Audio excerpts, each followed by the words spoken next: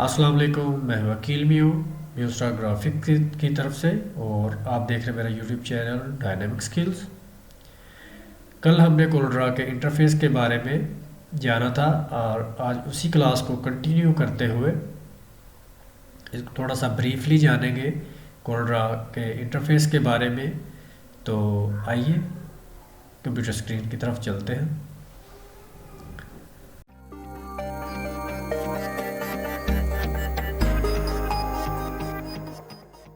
ये हमारे पास आ गई कोल्ड्रा की वेलकम स्क्रीन। और यहाँ पे देखें, बात करें तो मेन्यू बार में हमें फ़िलहाल 4 ऑप्शन नज़र आ रही हैं। तो यहाँ पे जो मेन्यू जो स्टैंडर्ड टूल बार है, इसमें ये वाला जो निशान है, अगर इसके साथ आपको शॉर्ट कीज़ भी नज़र आ रही होंगी, इसको अगर क्लिक करते हैं तो हमारे पास नया पेज आ जाता है। इसके बाद यहाँ पे क्लिक करें तो हमारे पास नया पेज आ जाता है। तो आपके पास अगर इस तरह ये लेआउट नहीं है तो आप, इसका मतलब है आपके पास ओल्डर कोल्ड्रा का वर्जन है।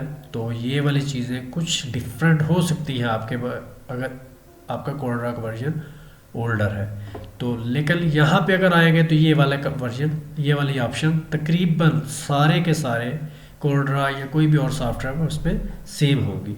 तो आइए नया डॉक्यूमेंट ओपन करते हैं। न्यू कोशिश करनी है आपने कि आपके पास आपको इस शॉर्टकट कीज़ जो है वो याद रहे। ये जो आगे आपके पास Ctrl+N है, ये वाला, ये आपके ये शॉर्टकट की है। Ctrl+L दबाएंगे तो आपके पास, इसको मैंने ओपन किया तो यह हमारे पास ये वाली ऑप्शंस आ गई। ये इस तरह से आपके पास इंटरफेस जो है वो एक विंडो ओपन होगी। यहाँ पे आप नेम है जनरल में, डॉक्यूमेंट सेटिंग में जनरल में आपके पास आता है अपनी जो डॉक्यूमेंट ओपन कर बनाने लगे उसका नाम लिखेंगे। For example class.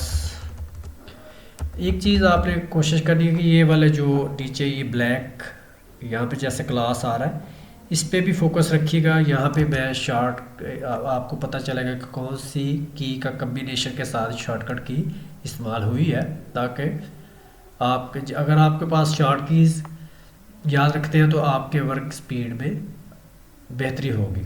Class 2 number, और जितने आपने डॉक्यूमेंट में पेज ऐड करने हैं वो यहाँ पे ऐड करेंगे। इसके बाद ये वाला व्यू है, अगर आप पेज अगर लेटेस्ट वर्जन है 22 या और 23 24 तो उसमें ये वाली ऑप्शन है पेज व्यू के, आपके पास सिंगल पेज व्यू करना है या मल्टीपल पेज व्यूज़ करना है। ये CMYK के, अगर तो आप बिगिनर हैं तो आपके लिए ये बहुत ज़रूरी है जानना कि CMYK क्या है। CMYK का C फॉर सियान है, सियान मतलब ब्लू, M फॉर मजेंटा है, और इसके बाद Y येलो को रिप्रेजेंट करता है, K फॉर ब्लैक। ये K जो है ये ब्लैक के लिए इस्तेमाल होता है।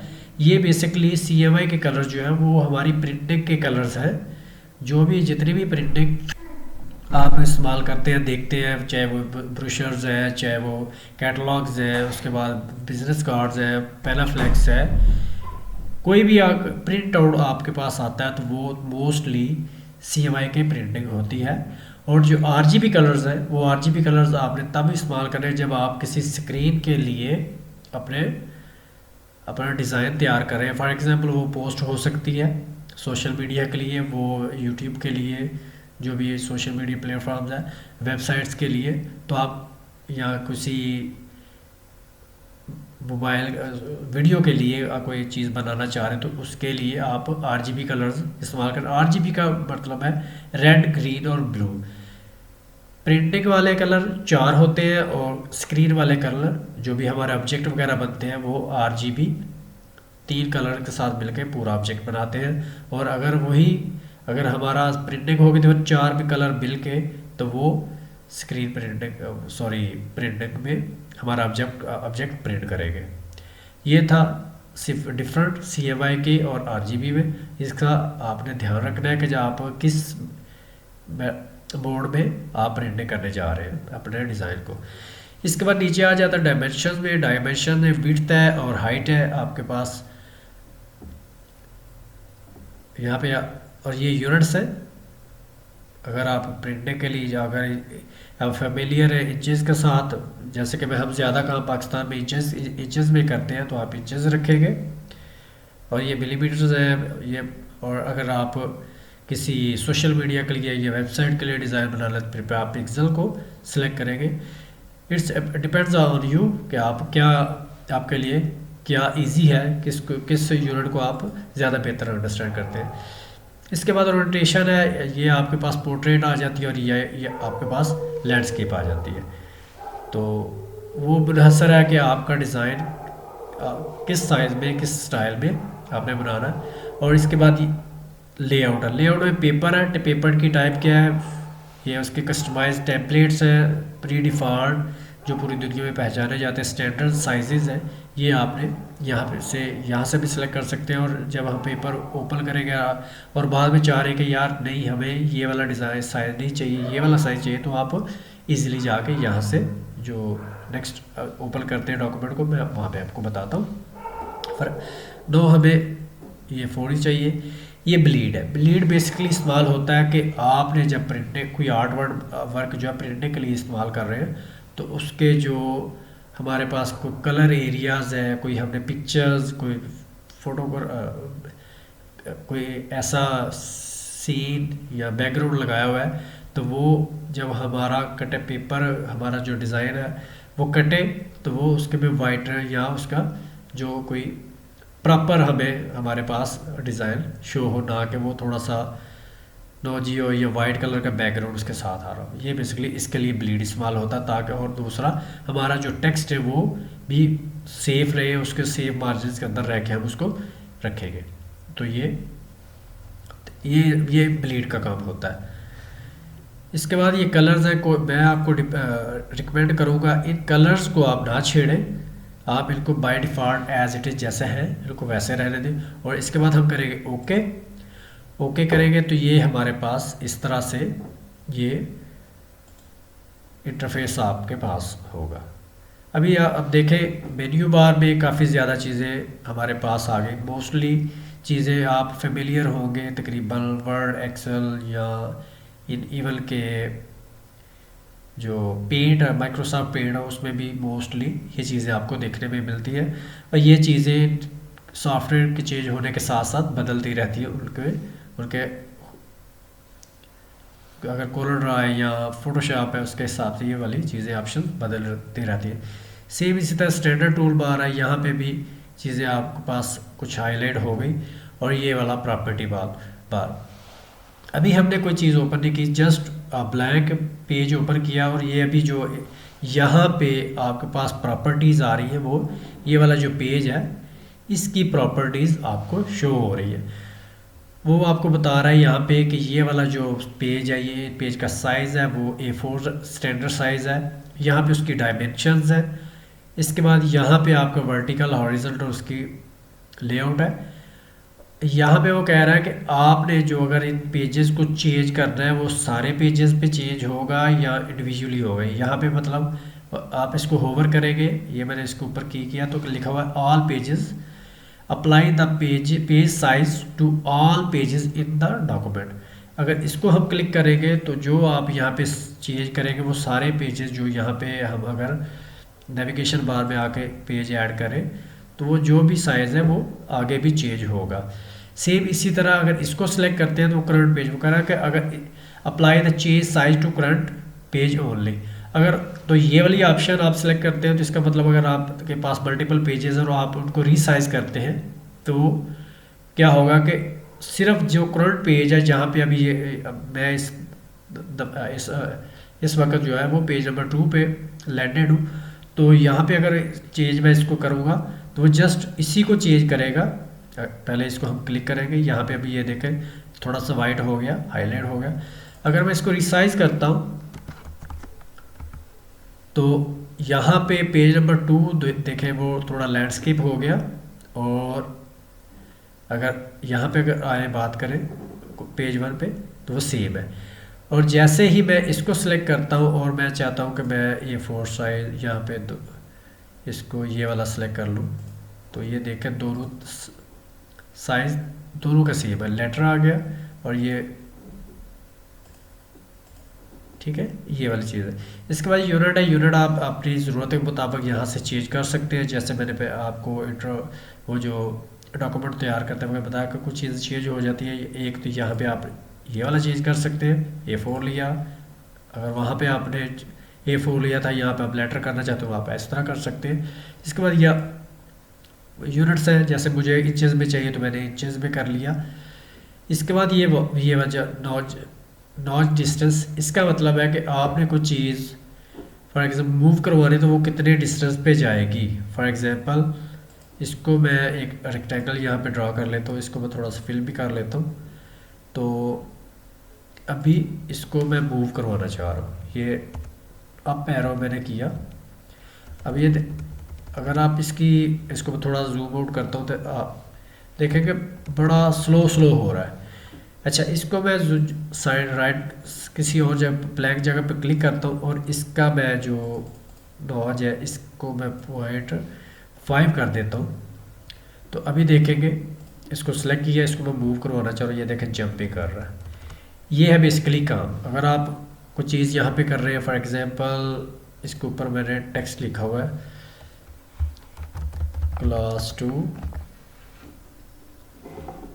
और इसको हम टॉप पे लेके जाना चाह रहे हैं तो ये इस तरह से आपका काम करेगा। ठीक है जी। अच्छा, ये तो था नॉच। और सेम इसी तरह ये वाला आगे आ जाता है हमारे पास डुप्लीकेट डिस्टेंस। आपने उसके कोई भी टूल है उसके ऊपर थोड़ा सा मूव लेके आएंगे तो आपके पास उसकी डिटेल जो है वो आपको शो होगी। ये क्या ना, ये इसका पर्पस क्या है, इसका मकसद क्या है, ये किस चीज़ के लिए इस्तेमाल होता है। अभी कह रहा है डुप्लीकेट डिस्टेंस। अब अभी डुप्लीकेट डिस्टेंस क्या है, मैं इसकी एक कॉपी बनाना चाह रहा हूँ। फॉर एग्जांपल मैंने लास्ट जो एक्शन किया है उसको मैं डुप्लीकेट करना चाह रहा हूँ। फॉर एग्जांपल मैं इसको इस तरह मूव कर रहा हूँ। ठीक है जी, ये मैंने मूव कर लिया। अभी मैं कंट्रोल D करता हूँ, ये मेरा जो वहाँ पे सिलेक्टेड है एरिया है, ये उसके हिसाब से इसको जंप करवा रहा है, उसको डुप्लीकेट बनवा रहा है। उसका डिस्टेंस ओरिजिनल डिस्टेंस जो उसकी पहली कॉपी है उससे जो नेक्स्ट डिस्टेंस है उसके ऊपर फॉलो करवा रहा है। ये था जी इसका मतलब। ठीक है, इसके बाद हमारे पास आ जाता है ये वाला ऑप्शन। अब इसके ऊपर होवर करते हैं, कह रहे हैं treat all object as field. अब अगर आपके जहन में आ रहा है कि इसको कोई इमेज को फिल करना है, नहीं, इसका मतलब है कि अगर आपके पास मुख्तलिफ ऑब्जेक्ट्स हैं, फॉर एग्जांपल अभी मेरे पास एक ये वाला ऑब्जेक्ट है और ये एक वाला। अभी मैं यहाँ पे क्लिक कर रहा हूँ तो इसको अभी कह रहा है ये इसको ट्रीट कर रहा है, ये पूरा जो रेक्टेंगल है ये फील्ड है, ये एक ऑब्जेक्ट है। अगर इसको मैं सेलेक्ट यहाँ पे करना चाह रहा हूँ ये वाला ऑब्जेक्ट, लेकिन मैं क्लिक यहाँ पे कर रहा हूँ तो ये ऊपर वाले को कर रहा है क्योंकि ये उसको ले रहा है। अब मैं इसको करता हूँ नहीं, अब मैंने ये ट्रीट फिल वाला ऑप्शन जो है डिसेबल कर दिया। अब मैं यहाँ पे क्लिक करूँगा,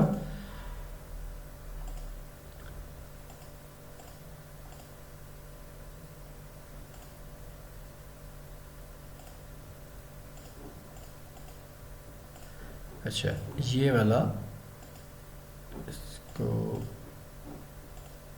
देखिए अब ये सिलेक्ट नहीं हो रहा, ये वाला हो रहा है क्योंकि ये फिल है। ये वाला जो है इसको जब तक मैं यहाँ पे ला के आउटलाइन पे क्लिक नहीं करूँगा ये सिलेक्ट नहीं होगा। पहले यहाँ पे हो रहा था, इसका क्या है, इसको मैं जो ही treat as object as field करूँगा फिर ये यहाँ पे क्लिक करने से हो रहा है। सेम इसी तरह इसको मैं अनफिल करता हूँ। अब ये देखिए अभी सिलेक्ट हो रहा है। अगर इसको मैं ट्रीट ये डिसेबल करता हूँ, अब ये बिल्कुल नहीं हो रहा। ठीक है, और इसको मैं फिल कर लेता हूँ। अगर मैं ये है इसकी बैक साइड पे है, लेकिन मैं यहाँ पे क्लिक करता हूँ तो ये वाला सिलेक्ट हो रहा है। ठीक है, क्योंकि ये वाला फिल है, ये फिल वाले जो होगा उसको सिलेक्ट कर लेगा। ये तो था सेम इसी तरह। और कल वाली ये वाली ऑप्शन रह गई थी, ये है डॉक्यूमेंट बार इसको कहते हैं। और ये कल क्योंकि ये ये वाली जो ऑप्शन है ये स्टेटस बार, और ये वाली जो ऑप्शन है इसको हम कहते हैं डॉक्यूमेंट कलर्स। जो भी कलर्स हमारे डॉक्यूमेंट में होंगे उनको यहाँ पे, अगर फॉर एग्जांपल मेरे पास, इसको मैं करता हूँ रेड कलर, तो जो ही मैंने रेड को क्लिक किया तो यहाँ पे भी आपके पास रेड कलर आ गया। ठीक है, इसको हम कहते हैं डॉक्यूमेंट कलर्स। ये तो थे डॉक्यूमेंट, डॉकर है, पैलेट्स है, और ये वाला। इसके बाद दूसरी आप कुछ हम इसको कस्टमाइज़ करना चाह रहे हैं, तो उसके लिए क्या है, राइट क्लिक करेंगे। अगर आप ये वाला डॉकर्स को चेंज करिए, इस टूल बार को चेंज करना चाह रहे हैं कि इनको मूव करना चाह रहे हैं कि ये वाली चीज़ें मेरी यहाँ पे आ जाए, वैसे तो मैं सजेस्ट यही करूँगा कि आप इनको ना छेड़ें, लेकिन सम टाइम होता है कि एक्सीडेंटली कुछ चीज़ें हमारी इधर से उधर हो जाती हैं। तो उसके लिए क्या होगा, फॉर एग्जांपल आपने लॉक करना भूल गए, ये अनलॉक है, आपसे क्या होता है, ये वाला यहाँ से पकड़ा, या ये जूम करके थोड़ा सा देखें, यहाँ पे आप थोड़े से डॉटें नज़र आ रहे हैं, इसका मतलब ये ग्रिप है। इसको लेफ़्ट क्लिक करके ड्रैग करें, ये इस तरह हो जाएगा। ये वाला यहाँ से पकड़ें प्रॉपर्टी बार को, ठीक है। आप इनको मूव करके आप जाते हैं यहाँ पे आ जाए, टॉप पे आ गया, बॉटम में सॉरी, आप इसको चाह रहे हैं कि साइड पे करना है, या यहाँ पे आ गया। और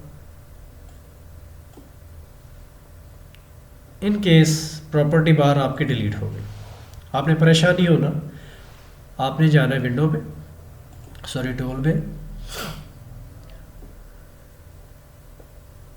यहाँ पे टूल बार में आएंगे और यहाँ पे आप प्रॉपर्टी बार को क्लिक करेंगे, तो ये सेम। लेकिन अब क्या है, अगर आप इसको वापस लेके आना चाह रहे हैं, बस क्या कि ड्रैग करेंगे और इसकी प्लेसमेंट वाली जगह पे रखेंगे, और वही हाल इसके साथ करेंगे जहाँ पे भी आप उसको प्लेस करना चाहते हैं। राइट क्लिक करें और इसको लॉक कर दें। कोई भी यहाँ से आप डिसेबल कर सकते हैं, इनेबल कर सकते हैं, ये सारी ऑप्शंस हैं, आप इनको अपने ऐड और रिमूव कर सकते हैं। अब इसको लॉक कर दिया, अब ये इसकी मूवमेंट जो है वो ख़त्म हो गई। उम्मीद है कि आज की वीडियो इसको यहाँ तक आप इजी रहेगा। कल इंशाल्लाह नई वीडियो के, क्या ख्याल है, यहाँ तक सही है? ज़्यादा डेप्थ में नहीं जाते हैं, स्लो ताकि आप इन चीज़ों की प्रैक्टिस कर लें। उम्मीद, अगर आपको ये वीडियो पसंद आ रही है तो इसको लाइक कर दें और बेल आइकन को लाजमी हिट करें ताकि आने वाली जो नेक्स्ट वीडियोस हैं उनको जो नोटिफिकेशन जब मैं पब्लिश करता हूँ उनका नोटिफिकेशन आप तक आ जाए। और अगर इसको आपको फ़ायदा हो रहा है तो अपने दोस्त के साथ शेयर करें। तो कोशिश करूँगा मैं वीडियोस को नॉर्मल तरीके के साथ और कुछ ऐसी शॉर्टकट और क्विकली, ताकि आप कुछ वीडियोस में आप मुकम्मल जो है कोरल ड्रा को सीख जाएं और अपने डिज़ाइन बनाना शुरू कर दें। तो नेक्स्ट वीडियो तक इजाज़त दें, अपनी दुआ में याद रखें। अल्लाह हाफ़िज़।